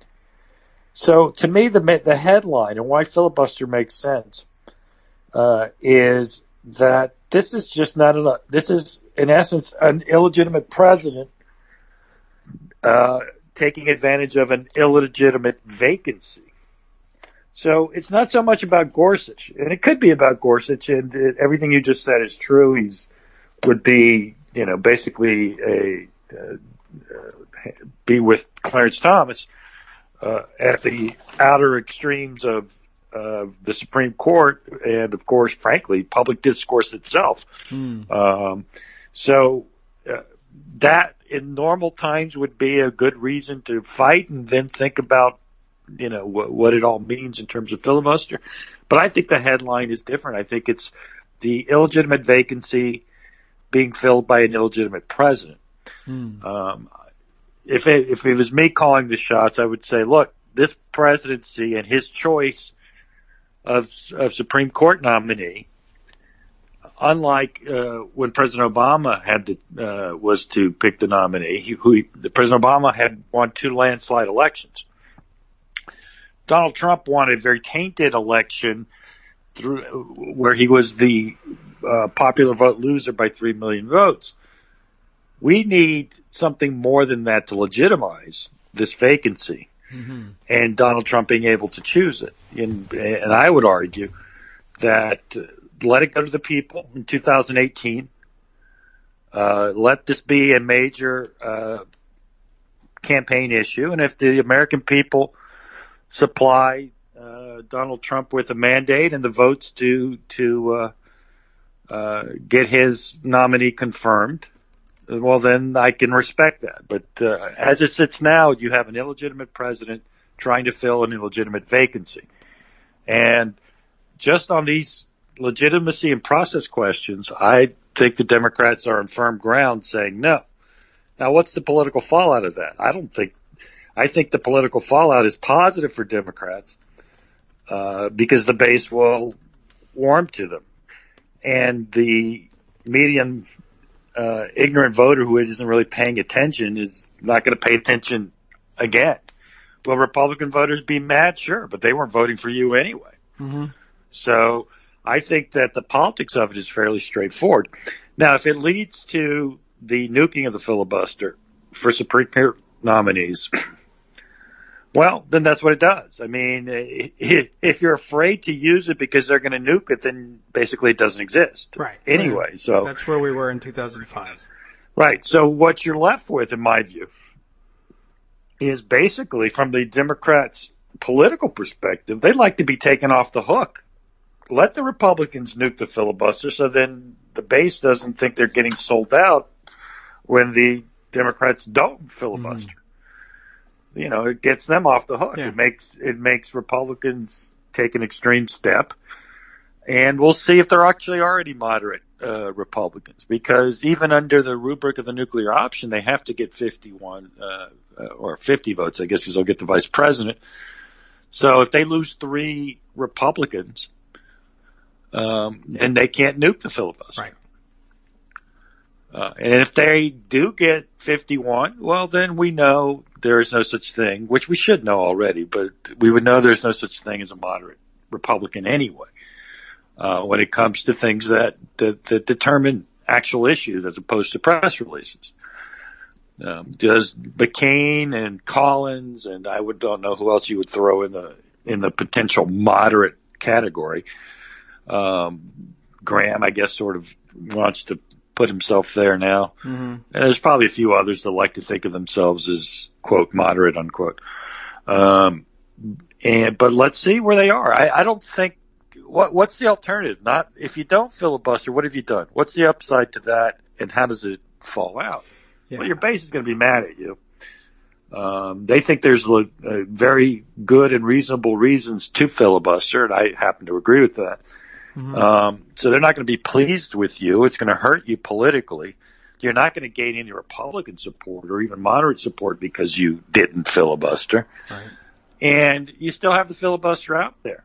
Now, they'll say, well, what happens if, they'll use Ginsburg, but I'll use Breyer for my example. If Breyer retires, well, what happens if Breyer retires? Trump nominates somebody. We don't like him. You say, okay, this time we are using the filibuster. All right. And what do Republicans do? Get rid of the filibuster. Get rid of the filibuster. So what did you save exactly? Nothing. Trump's not going to temper his choices. I mean, if you want to take a lesson from Gorsuch, learn that he's not going to temper his choices. Of the two, Hardiman was supposedly the one with more of a blank slate and not so obviously a Scalia-Thomas clone. There was some uncertainty that people wanted to portray in him. I personally think I doubt there was really any uncertainty. But be that as it may, at least on paper there was uncertainty. And Trump said, well, I'm going for the hard right guy. So it's not like he's tempering his choice here. And he won't temper it the next time either. No, I mean, that idea is nonsense. I mean, and I think that we might as well point that out again. That's at the heart of the preserve the filibuster because the future, etc. The idea that given a 5-4 conservative court with Gorsuch on it, that they would say, okay, well, here now we can finally relax and say, well, we'll put a conservative, but a moderate conservative on to make it a 6-3 conservative court. Why in the world? I mean, can you think about Trump being offered 2 choices, a moderate Republican who could go either way on some issues, or a complete nutcase and say, well, there will be a filibuster, but you can still do away with it. The weapon of the nuclear option isn't gone. Would you rather have a firebrand 6-3 court or maybe with some firebrands 6-3 court? Well, I'd rather have the firebrand court. Okay. Well, let's have it then. I can't imagine him saying, yeah, I should back off now because 5-4 is enough, really. No, and I don't suspect that the hard right would want him to back off either. They will. It's not like there's going to be a lot of voices saying, "Yeah, let's find that moderate, conservative justice judge." Who doesn't want a 7-2 court? Oh, for that matter, why not? You know what? 9-0. Exactly. I would want it. Yeah. And it's the reality is the Supreme Court is nothing but a political body now. All the fictions are rolling away, and let's stop pretending. The only way the fiction holds is actually if the filibuster is respected for it. And Trump is told, no, you can't get this guy. Get somebody that's less conservative. Yeah. Then the question of the court and its makeup can be considered to be outside the realm of politics in some respects. If you really believe in the 60 vote threshold for it, that's how it gets done. But the Republicans won't, and they did. Now there's a historic precedent which is interesting on this, and that was Clarence Thomas, who barely got by. He got 52-48 was the final vote on his confirmation. Mm-hmm. Of course, he could have been filibustered. Arguably should have been filibustered because the idea of the court was different then. He should have been forced to get 60 votes. Every nominee that I can recall, other than Thomas, has cleared the 60 vote bar. Even Sotomayor and Alito and everyone else like that you would have thought of, well, this is more political, so we're voting. I think Sotomayor got like 64, Kagan got like 70, Alito got 61 or 62. They all cleared the 60 vote barrier. And I'm going to answer a question that I'm seeing on Twitter from Arliss Brennan, who I did a piece with about the emoluments clause. So yes, on Monday. I know she's thinking about it. Is a constitutional conservative more likely to back the emoluments clause? Yeah. No.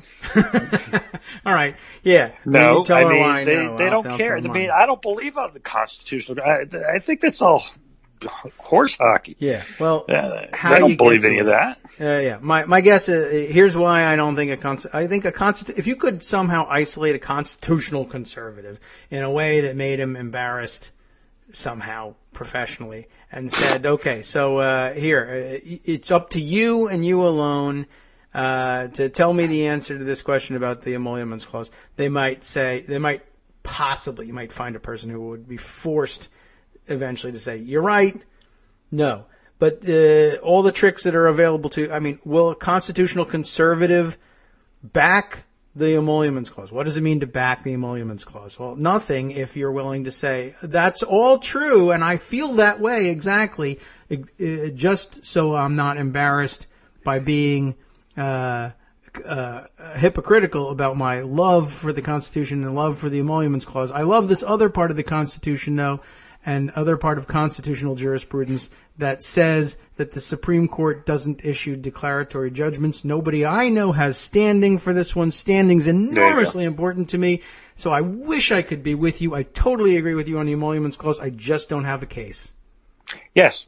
That's exactly what they would do, because standing, as we all know, is just a ruse the courts use to decide not to decide a case. Yeah.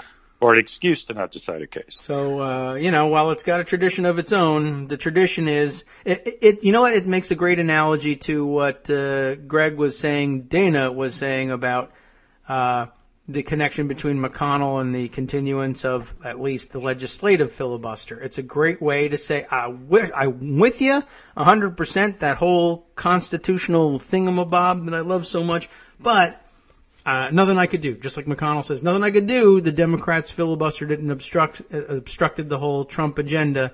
that I don't like. Sorry, but it's not my fault. It's their fault. Love the Constitution. Love that emoluments clause. Love the limited jurisdiction of the Supreme Court because small government, et cetera, much more. And so, therefore, would love to help you, but I can't. So it's a convenient shield to hide behind it. Plus, you can point to it and say, look, you want to know how jurisprudentially conservative I really am?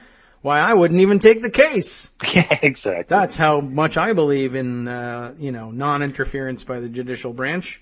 Yeah, I also want to point out on the emoluments clause, the Republican Congress isn't going to do anything about it.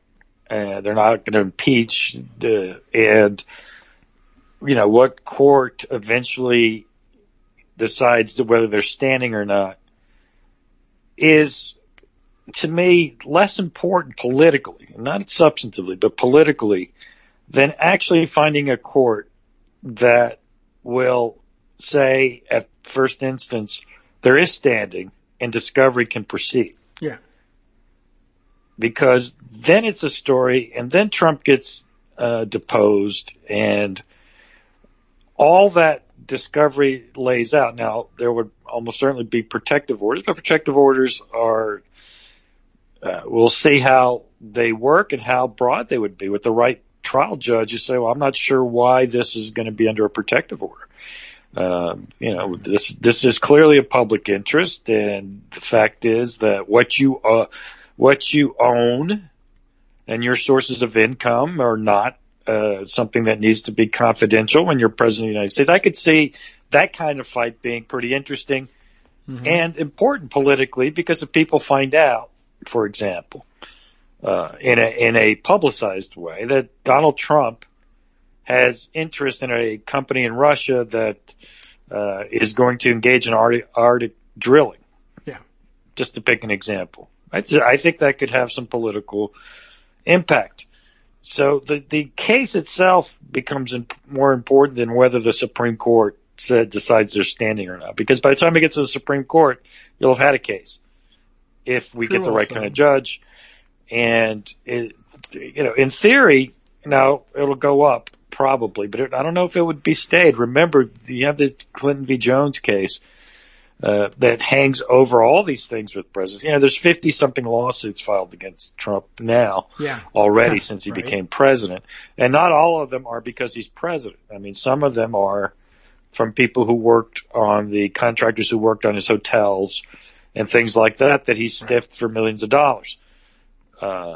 So cases go forward now against the president. And, I think, frankly, it was jurisprudentially unwise to do that in the Jones v. Clinton case. I think it just, the president's the president. But again, that's when we thought the president would be fully transparent about his finances too. So it's just a different world that we're talking about. But in terms of the emoluments clause and what's a constitutional conservative going to do, nothing. I mean, just what you just said. Yeah. Or construct something even weirder, like I guess if you forced it on them somehow, I'd be interested to see how many of them say, well, it's true that the emoluments clause says that the trouble can be waived essentially by agreement of Congress.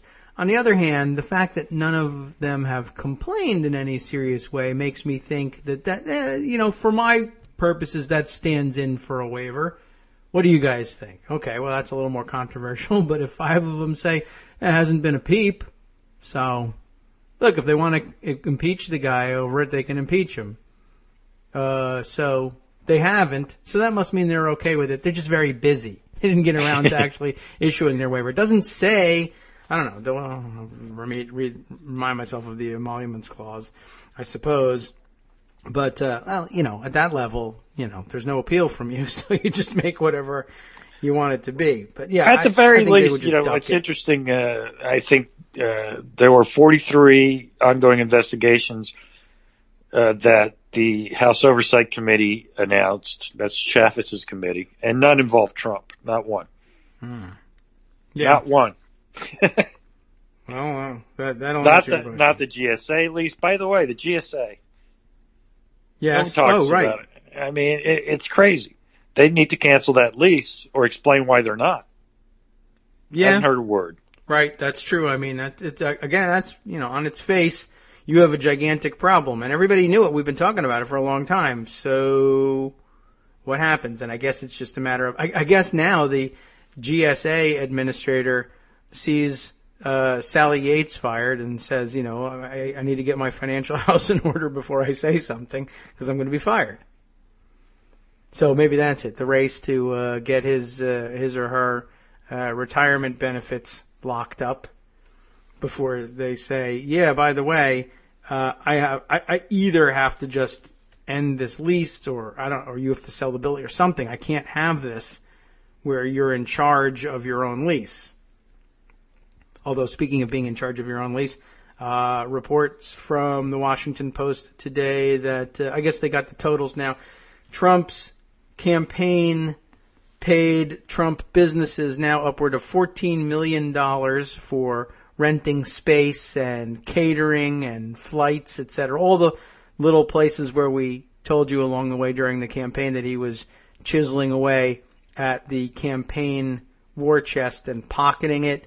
So $14 million. And of course, people need to be paid in the hotels and all of that stuff too. But it's a little too complicated for his super fans to understand, but perhaps.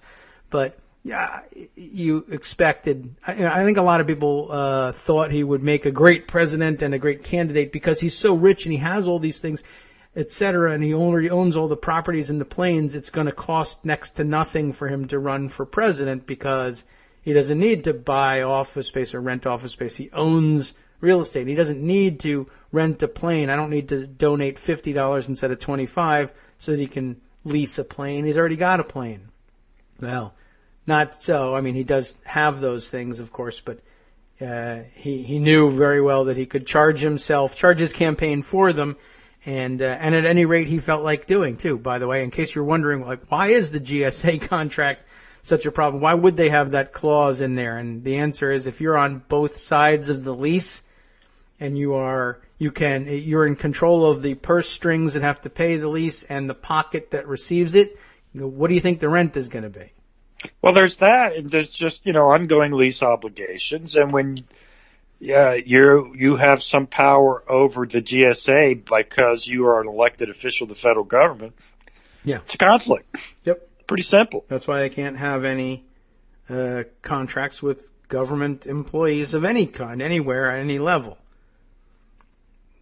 Yeah, I mean, it doesn't seem complicated to me. Yeah, I mean, even if you are, a mid-level deputy under secretary somewhere or other, they think, well, he may know people. He pick up the phone and work his contacts and somehow chisel away an extra $1,000 a month. Look, Trump had an easy way out of this, and I'm surprised he didn't take it, which was to divest just take the holdings, just take that hotel, for instance, and the lease. Mm-hmm.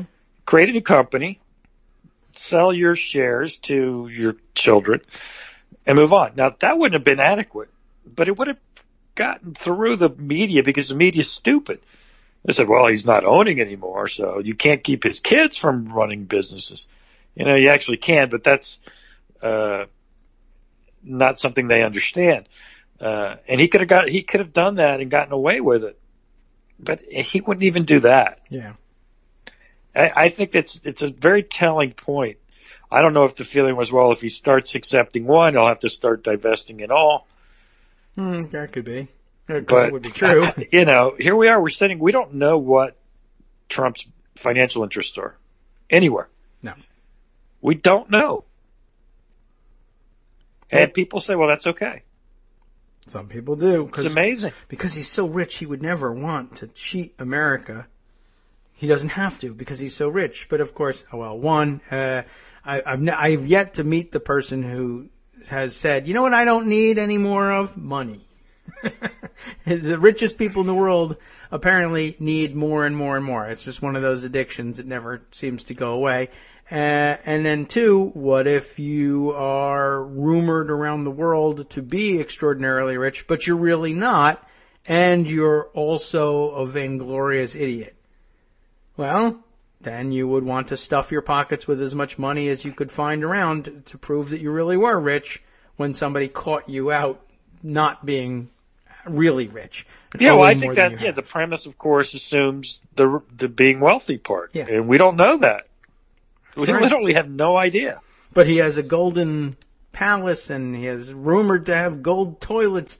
So that's one of those things that you break it right down to somebody who's not necessarily super politically active or active in any civic way, and is relatively anti-intellectual. You say, look at all the gold around him. How could he not be rich? Well, I could put you in there and take a picture, and you could say you were rich, and who would say you weren't? If if no one knew that those golden doors on the apartment weren't yours, the fact that you're a total slob wouldn't stop anybody from thinking you were rich. If you just put that guy on a set and say he's rich, maybe make sure he has a suit on. He plays it on TV. That's all there is to it. And, but he, he's got leverage to move other people's money around in ways that make it look like he's rich. I agree. But that's not the same thing. And, there are people who will say, I don't understand what you mean. Not the same thing. Yes, it is. But you can see why I guess they so readily believe that real news is fake news. If, after all, you have people standing there saying, yeah, I know he's covered in gold, but he's really, truly not rich. It'd be very easy for somebody to say, you're clearly lying. He's covered in gold. Of course he's rich. Okay, well, look, that's all well and good. All I'm saying is show us the records. Well, they've said what's the problem? And, so the problem is they don't care. There really is no conceivable reason why he wouldn't. Okay, if you believe he's rich, you say, I think the guy's really rich. I'm not sure why he's not showing you everything he has, because it would show how rich he is. Right. The fact that he doesn't show it is why we have doubts. Yeah.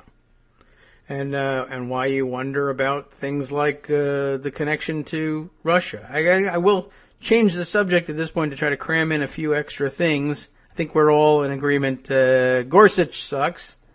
And there you go. Yeah, that goes without saying. I'm just saying what's the bait. My argument is, how do you present the objection to the nomination? And I think the illegitimate vacancy and the illegitimate president is more important. And we have seen that's the direction that, let's see, I saw a New York Times editorial that made that argument.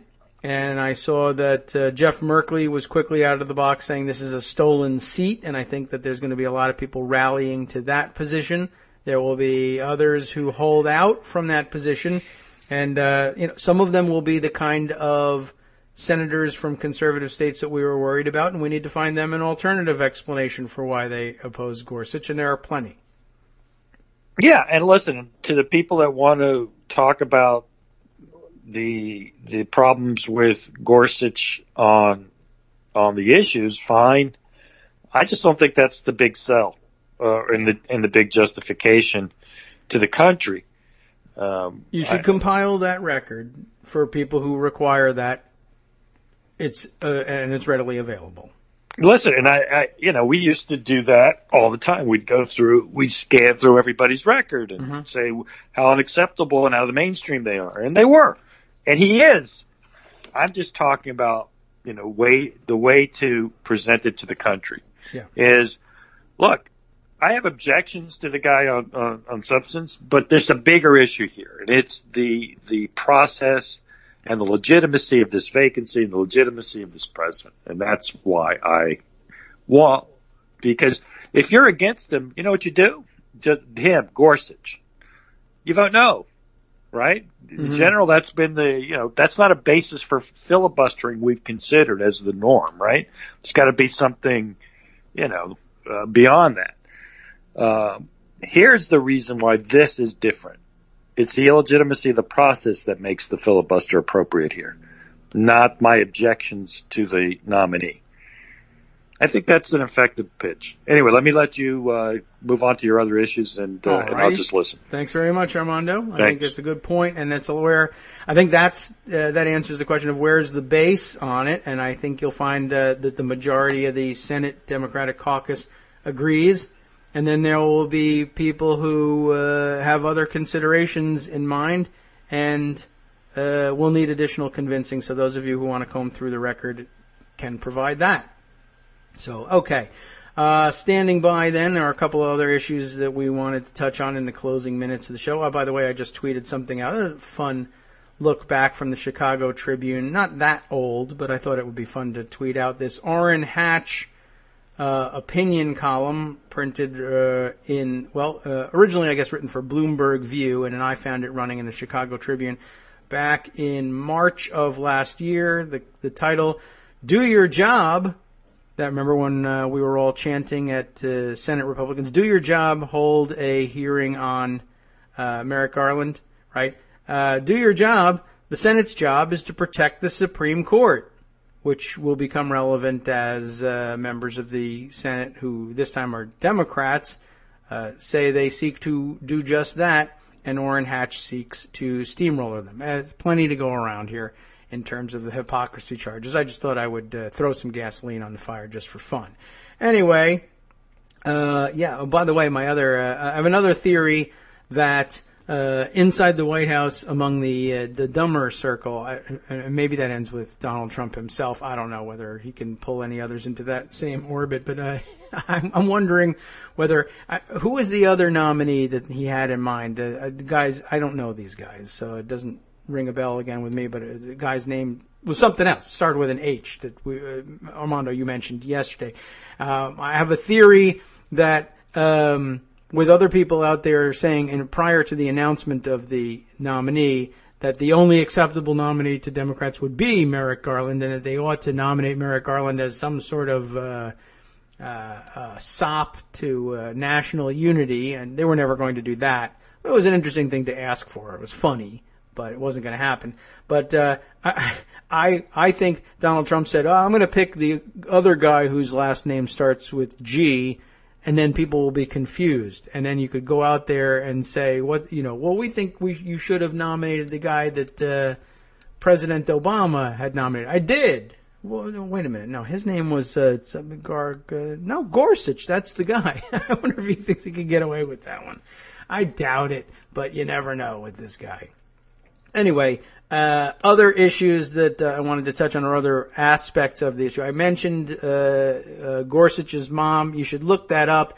I won't give you the full background of her case for now, but she was infamous in her time, and it is of some interest that, mom got herself into a constitutional crisis, and her son grew up in that context, and gee whiz, what kind of Supreme Court justice do you think he's going to make? Okay, so some other things I wanted to hit on before we turn things over to the guys on the after show. One, just to keep you up to date on this fact here. AP reported the other day, just in case you were wondering. Remember when we were marveling at Trump's insistence in his various executive orders and memoranda that they should be investigating voter fraud because some people are registered sometimes in 2 states, and that could be voter fraud because they could vote in both of them. And then, to no one's surprise, we found out that half of the Trump White House and half of the Trump campaign was registered in 2 states. And I said it's possible that someone like Steve Bannon might even be registered in 3 states. Keep looking. Well, I guess somebody kept looking, and they did, in fact, find someone who was registered in 3 states. Now, you couldn't tie him directly to the Trump White House, certainly. Maybe not even to the Trump campaign, necessarily. But here's the attempt, right? Perhaps you remember that Donald Trump, angrily tweeted at some point that there needed to be a major investigation, and that 3 to 5 million illegal votes were cast, and he was sticking to it, and it's a belief that he held. Remember when Spicer said that? And Trump said, or people reacted and said, you were just elected president in this particular election. You say there's 3 to 5 million illegal votes. That's a huge indictment of the integrity of our electoral system. Shouldn't you be demanding an investigation? And I guess that actually worked to try to, to throw him off balance, because then he began to respond that, okay, we ought to have an investigation, but I'm waiting for the results of the voter fraud, the privately driven voter fraud investigation by the people at, among other things, True the Vote, and then he had some other. You remember we talked about it on the show that he was tweeting. He was on Twitter under some Twitter handle, to which Trump referred as, that's the study I'm waiting for, but there was no study, and the only thing that was that had any substance or any presence anywhere in public at all from this group that he cited was one tweet. And then it turned out that it was one guy, Greg Phillips, who was like an Alabama and Mississippi Republican Party official who was just running around saying that there were millions of illegal votes, but he didn't have anything. He's the guy we were waiting for, because as it turns out, according to the AP, the man who President Donald Trump has promoted as an authority on voter fraud was registered to vote in multiple states during the 2016 presidential election, the Associated Press has learned.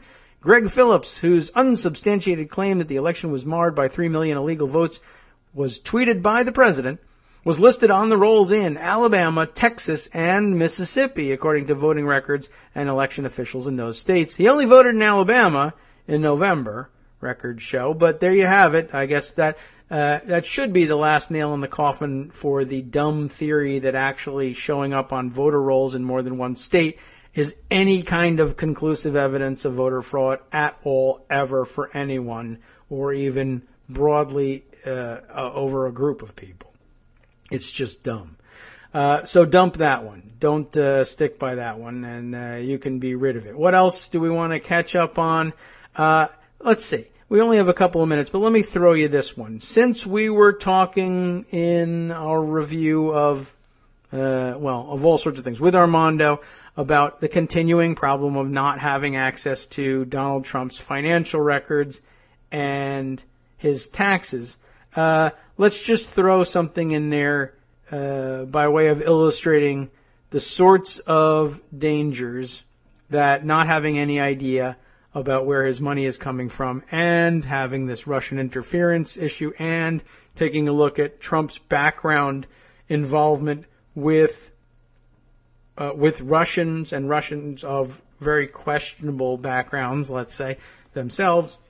What sorts of things could that bring up? You remember, when did we do this? I don't know. What's today? Wednesday? This must have been the end of the week last week, like Friday. Friday seems like the day we would have done this, when we talked about that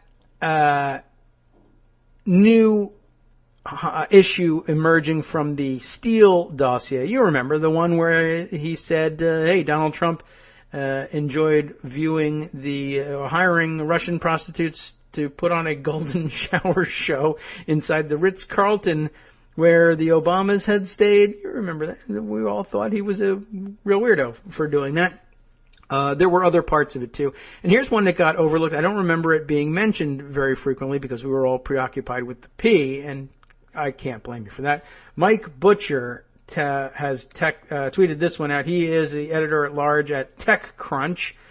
Steele dossier said, you remember this came up on Friday, that Putin offered Trump 19% of that the Russian gas concern, right? Or was it gas or was it oil? I can't remember. Rosneft, right?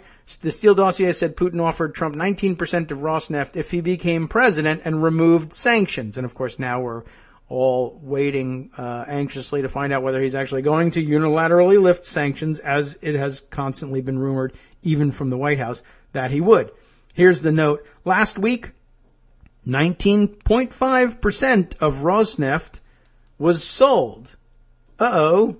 What could that mean? This is the relevant part, of course, of the Steele dossier.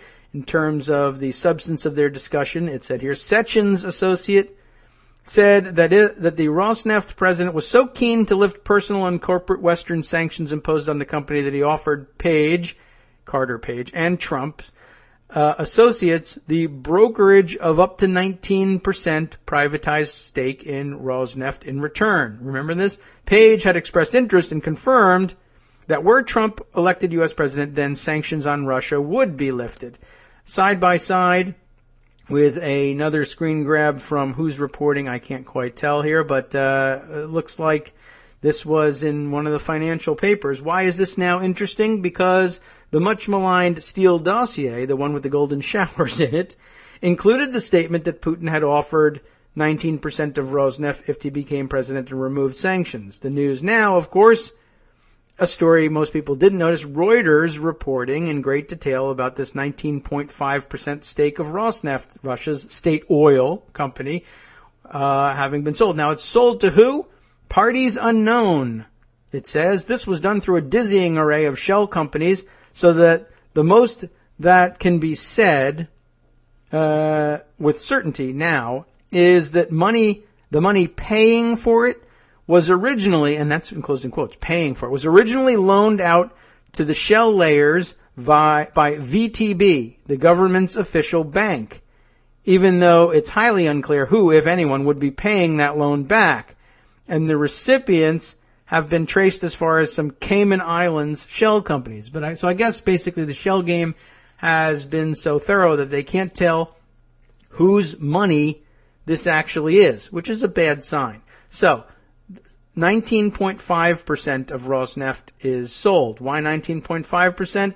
As they point out, the reason this is so interesting is that the dossier said in July that this was going to happen, and the sale didn't happen until early December, and 19.5% sounds an awful lot like 19% plus a brokerage fee, doesn't it? We don't know how they landed on 19% necessarily, but that's what the dossier said. The dossier said a lot of things. This one's come true, or at least we're unable to explain otherwise how 19.5 brokerage fee percent of Rosneft got sold and to whom it got sold and where the hell the money came from. It moved through so many shell companies. Why would that even happen? Maybe it was right in front of you the whole time. But never mind all of that. He's exempt from telling us anything.